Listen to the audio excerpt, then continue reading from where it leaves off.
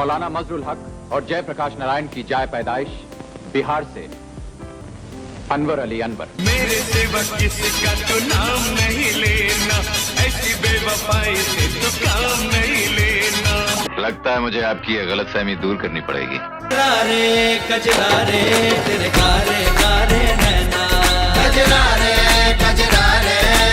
अमिताभ बच्चन जो आज इंडस्ट्री के महानायक कहे जाते हैं, 5 दशकों से वो बॉलीवुड इंडस्ट्री पर राज कर रहे हैं और हमेशा ही दर्शकों के दिल को जीतते नजर आए हैं।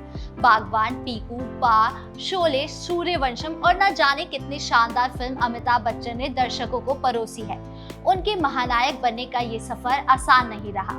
कई बार उन्हें असफलता का सामना करना पड़ा और डेब्यू के बाद भी लगभग 10 फिल्में करने के बावजूद भी उन्हें सफलता नहीं मिली थी। 1969 में अपना डेब्यू करने के बाद 3 सालों तक सफलता के लिए संघर्ष करते रहे। इसके बाद उनकी किस्मत का सितारा चमका जो आज तक चमचमा रहा है। आज मैं आपको अमिताभ बच्चन से जुड़ा वो किस्सा सुनाऊंगी जब अमिताभ को सेट से बाहर निकाल दिया जाता था। नमस्कार, मैं हूँ राधिका राज और आप देख रहे हैं जनहित टाइम्स का स्पेशल शो किस्सा। अमिताभ बच्चन ने बॉलीवुड में भले ही अब एक अलग मुकाम बना लिया है, लेकिन एक समय ऐसा भी था जब एक्टर की बड़े पर्दे पर एक भी फिल्में नहीं चल रही थी। बता दें, शेखर सुमन ने अमिताभ बच्चन के बारे में एक किस्सा याद किया जो कई साल पहले शशि कपूर ने उन्हें बताया था। शेखर ने अपनी एक्टिंग की शुरुआत में शशि कपूर द्वारा निर्मित फिल्म उत्सव से की, जिन्होंने उन्हें अचानक खोज लिया और बिहार से मुंबई आने के कुछ ही हफ्तों बाद उन्हें फिल्म में ले लिया। शेखर ने कहा कि जब बच्चन ने शुरुआत की तो उन्हें असफलता का सामना करना पड़ा और इंडस्ट्री ने उन्हें पूरी तरह नकार दिया, लेकिन अब वो देश के अब तक के सबसे महान पुरुष फिल्म स्टार बन गए हैं।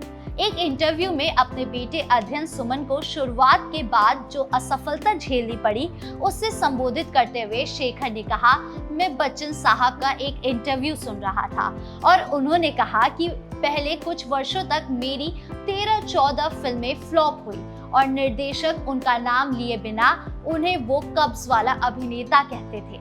उन्होंने आगे कहा, मैं इसे सच में जानता हूँ क्योंकि शशि कपूर ने मुझे बताया था।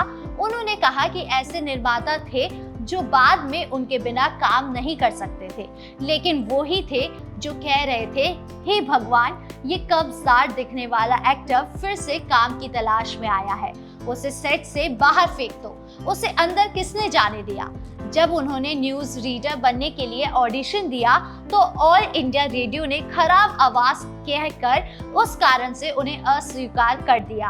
उन्होंने कहा कि अमिताभ की आवाज अच्छी नहीं है, कुछ लोगों ने कहा कि वो बहुत लंबा है।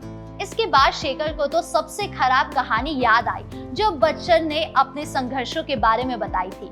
उन्होंने कहा कि वो एक स्टूडियो से बाहर आए और अपनी कार में बैठे थे। उनके माता पिता उनके पीछे बैठे थे। एक आदमी आया और खिड़की पर दस्तक दी और उसने शुद्ध हिंदी में गाली दी और कहा, किस आदमी ने तुम्हें यहाँ आने के लिए कहा? क्या तुमने अपना चेहरा देखा है?